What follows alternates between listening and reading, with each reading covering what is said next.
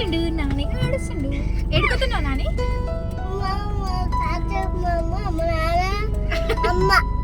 అమ్మమ్మని తాతని అక్కని తోలడానికి. హాయ్ చెప్పు. హాయ్. మా మమ్మీ ఛానల్ సబ్స్క్రైబ్ చేసుకున్నాను. మమ్మని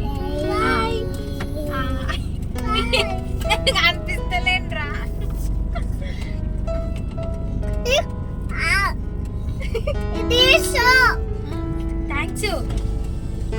థ్యాంక్స్ అనాలి, దీషో కాదు.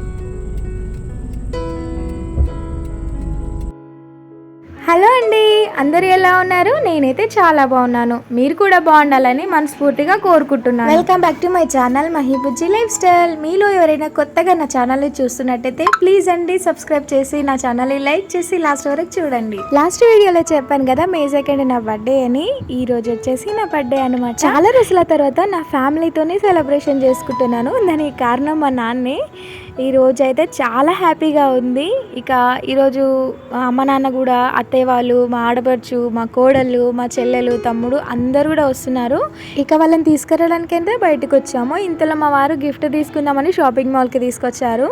తను నాకు తెలియకుండానే తీసుకుందాం శారీ అనుకున్నారంట. కాకపోతే మళ్ళీ నాకు నచ్చకపోతే తను ఫీల్ అవుతారు అనేసి నన్నే తీసుకొచ్చి షాపింగ్ చేయించారు. ఇక బ్లౌజ్ అయితే స్టిచ్చింగ్ కాదు కాబట్టి ఇక నేను మామూలుగా డైలీ శారీసే కట్టుకున్నాను.